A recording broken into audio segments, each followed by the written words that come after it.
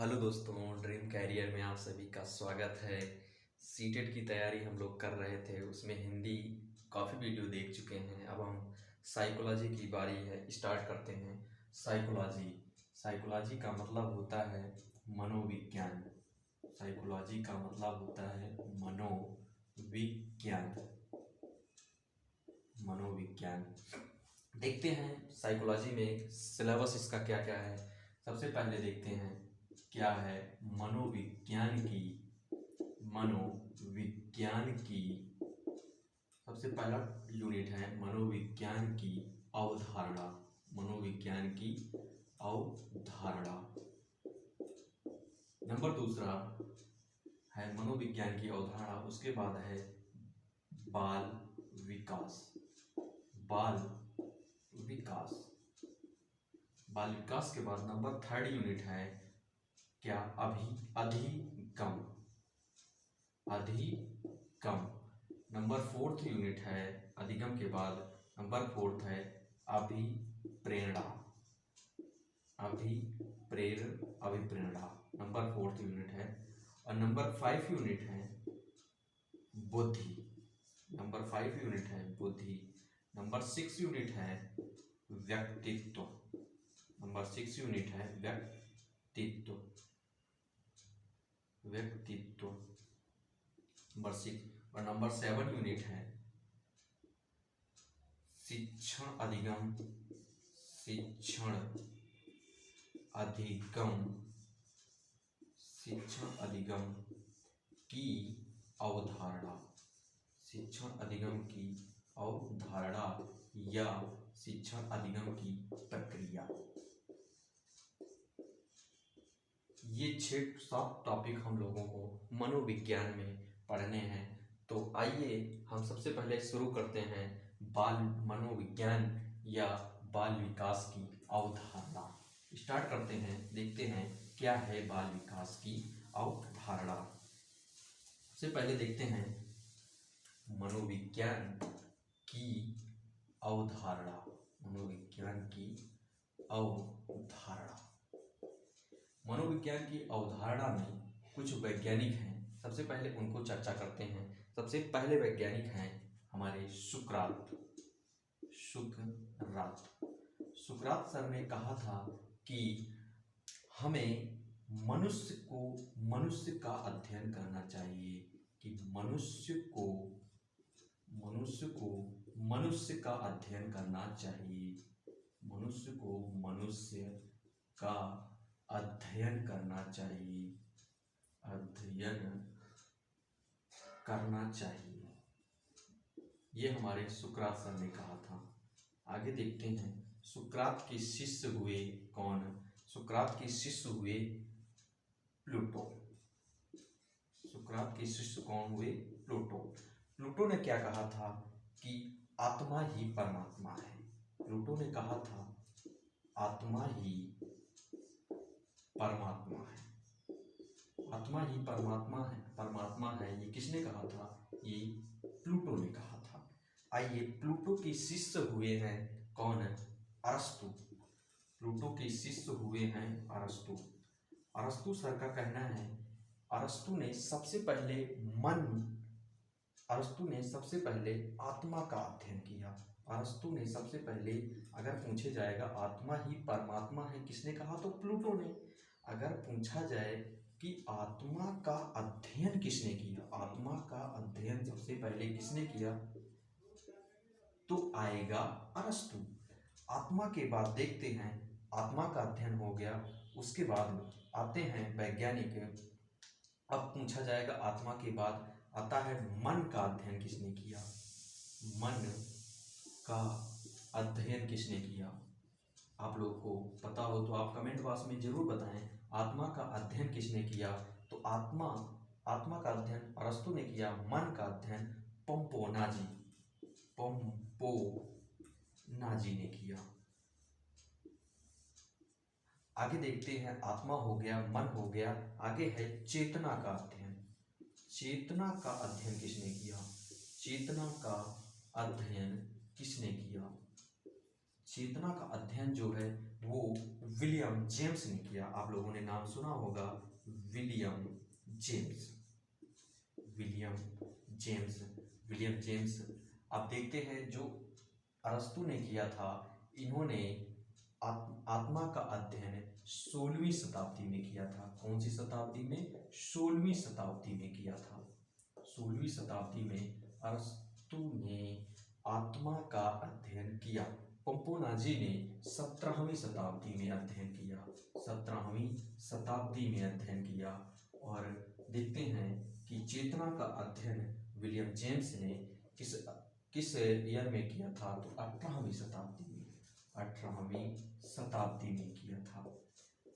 अब आप लोगों को आई होप ये क्लियर हो गया होगा कि जो मनोविज्ञान की अवधारणा सबसे पहले सुकरात के शिष्य प्लेटो के शिष्य अरस्तु के शिष्य पंपोनाजी के बाद चेतना का अध्ययन 18वीं शताब्दी में किसने किया?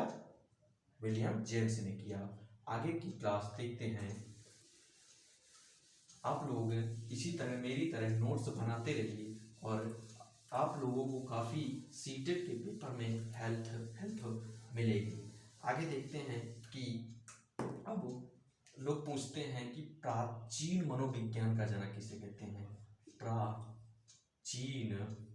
प्राचीन मनोविज्ञान का जनक किसे कहते हैं? प्राचीन मनोविज्ञान का जनक किसे कहा जाता है? तो प्राचीन मनोविज्ञान का जनक अरस्तु को कहा जाता है।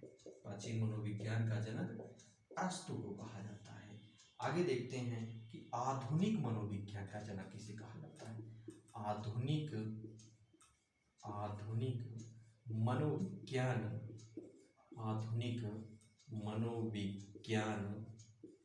का जनक किसे कहा जाता है? तो आधुनिक मनोविज्ञान का जनक कहा जाता है विलियम जेम्स को।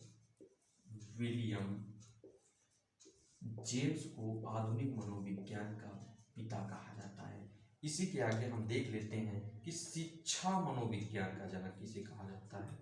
शिक्षा मनोविज्ञान का जनक किसे कहा जाता है? मनोविज्ञान का जनक किसे कहा जाता है? तो शिक्षा मनोविज्ञान का जनक थॉर्नडाइक को कहा जाता है। किसे कहा जाता है? थॉर्नडाइक को शिक्षा मनोविज्ञान का जनक कहा जाता है। अब थोड़ी बातें और चर्चा कर लेते हैं। जो आधुनिक मनोविज्ञान के पिता हैं विलियम जेम्स, जो ये विलियम जेम्स हैं, विलियम जेम्स, इनकी आ जाता है इनकी पुस्तक का क्या नाम है? विलियम जेम्स की पुस्तक का क्या नाम है? आ जाता है पेपर में। तो विलियम जेम्स की पुस्तक का नाम है द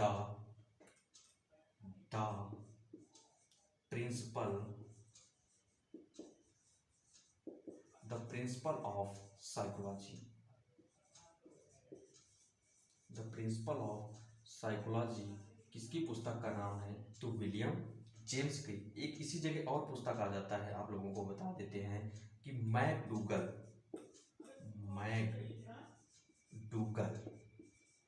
आता है। मैकडूगल की पुस्तक का क्या नाम है? तो मैकडूगल की पुस्तक का नाम है द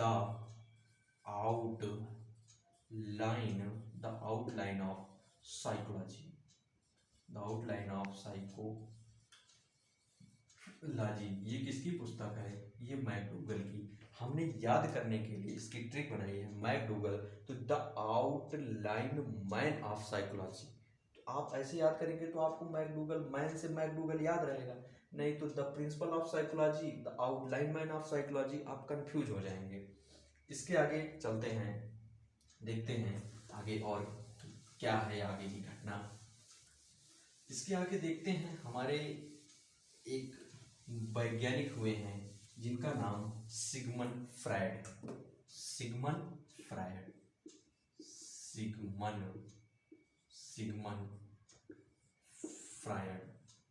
नाम सुना होगा। सिगमंड फ्रायड को मनोविश्लेषणवाद का जनक कहते हैं। क्या कहते हैं? सिगमंड फ्रायड को मनोविश्लेषणवाद का जनक। मनोविश्लेषणवाद का जनक किसे कहा जाता है? मनोविश्लेषणवाद का जनक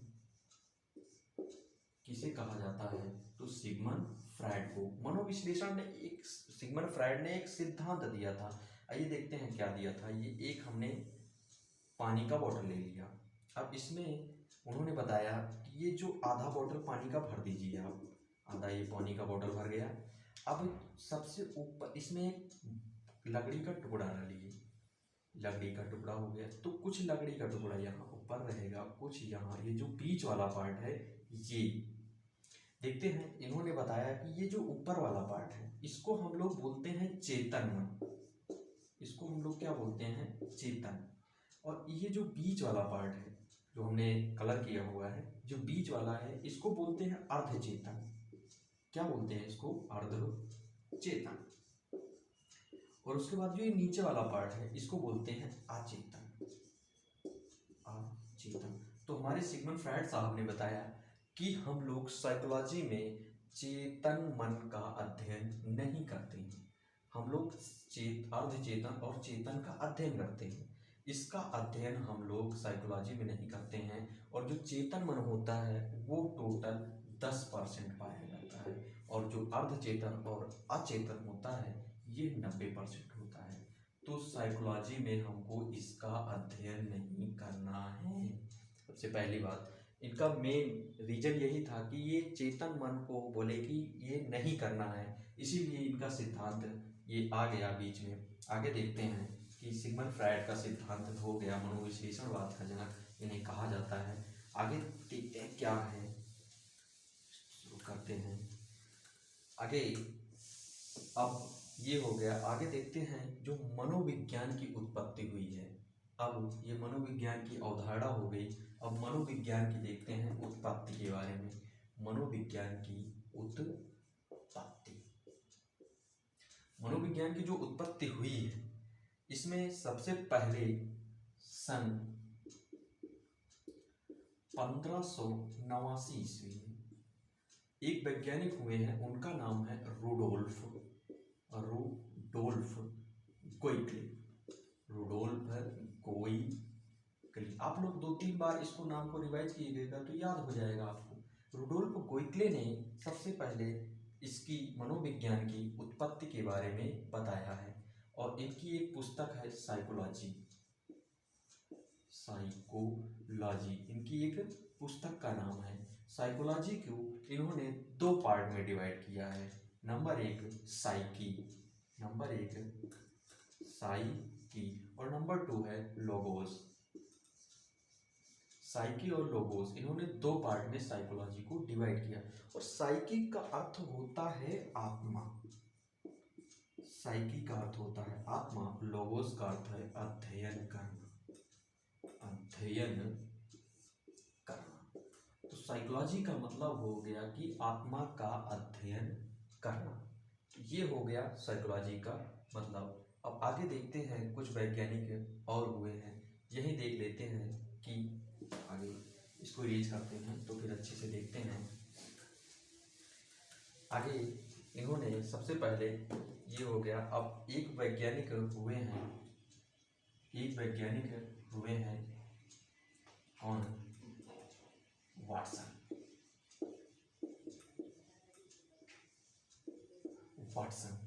वाटसन ने सबसे पहले तो व्यवहारवाद का जनक कहते हैं, इन्हें व्यवहारवाद का जनक कहते हैं।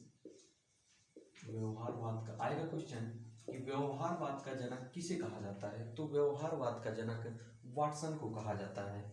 वाटसन ने एक कोटेशन बोला था कि मुझे एक बालक दे दो,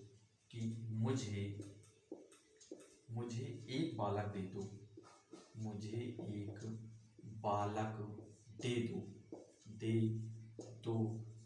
तुम उसे चोर,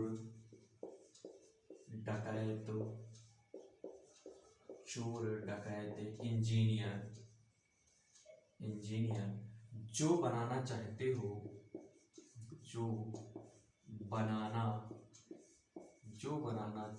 हो मैं उसे बना दूंगा। उसे बना दूंगा। ये किसने कहा था? ये वाटसन साहब ने कहा था। तो आगे एक और वैज्ञानिक हुए हैं वाटसन के बाद हैं, उनका नाम है वुडवर्थ। वाटसन के बाद कौन है? वुडवर्थ। वुडवर्थ साहब ने कहा था, वुडवर्थ साहब ने जो परिभाषा दिया था उस परिभाषा को मनोविज्ञान की यात्रा परिभाषा कहते हैं। मनोविज्ञान की यात्रा परिभाषा बोलते हैं, यात्रा परिभाषा।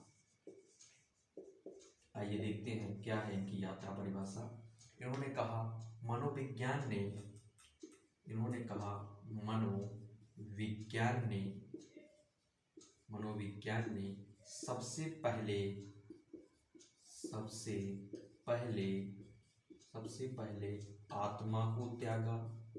सबसे पहले आत्मा को त्यागा।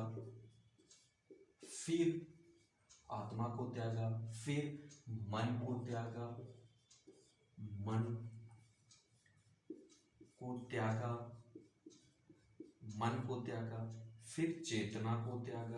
फिर चेतना को त्यागा। वर्तमान में अब व्यवहार का विज्ञान है।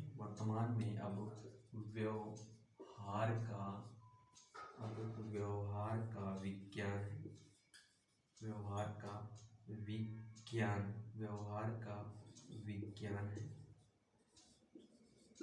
तो आई होप आप लोगों को समझ में आया होगा कि वाटसन ने व्यवहारवाद का जनक कहते हैं। मुझे एक बालक दे दो, चोर डकैत जो बनाना चाहते हो मैं उसे बना दूंगा। और वुडवर्थ ने कहा था कि मनोविज्ञान ने सबसे पहले आत्मा को त्यागा, फिर मन को त्यागा और फिर चेतना को त्यागा और अब व्यवहार का विज्ञान रह गया है। आगे देखते हैं इसके बाद आगे क्या होता है। इसके बाद आप लोग इसको रिवाइज करते रहिएगा तो बहुत जल्दी याद हो जाएगा, कोई दिक्कत नहीं है। बहुत ही अच्छे फैक्ट हैं और इसको कंपलसरी है ये याद रखना। आगे देखते हैं कि सबसे पहले हमने बता दिया प्राचीन मनोविज्ञान का जनक। आधुनिक प्राचीन मनोविज्ञान का जनक किसे कहते हैं? अरस्तु को। आधुनिक मनोविज्ञान का जनक विलियम जेम्स को। और शिक्षा मनोविज्ञान का जनक थर्नडाइक को। अब आज की क्लास एक और रह गए हैं जो वैज्ञानिक। उससे पहले देखते हैं कि प्रयोग हमने देखा था मनोविज्ञान की जो प्रयोगशालाएं हुई है सबसे पहले कहाँ हुई है? तो मनोविज्ञान की पहली प्रयोगशाला मनोविज्ञान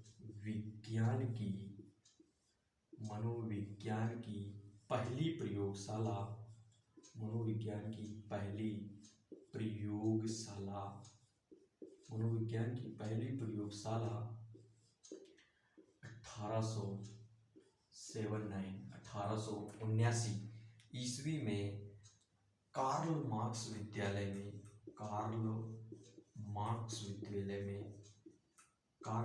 ये कहाँ पे है? ये जर्मनी में है। कार्ल मार्क्स विद्यालय कहाँ है? जर्मनी में। ये जर्मनी में कहाँ है? एक शहर का नाम है, वो शहर का नाम है लिप्जिंग। जर्मनी के लिप्जिंग शहर में एक कार्ल मार्क्स विद्यालय है, वहाँ पर सबसे पहली प्रयोगशाला की थी। और प्रयोगशाला विधि के जनक हैं विलियम जेम्स हैं। और पूछा जाएगा जैसे कि प्रयोगशाला विधि के जनक कौन है? प्रयोगशाला विधि के जनक हैं विलियम जेम्स।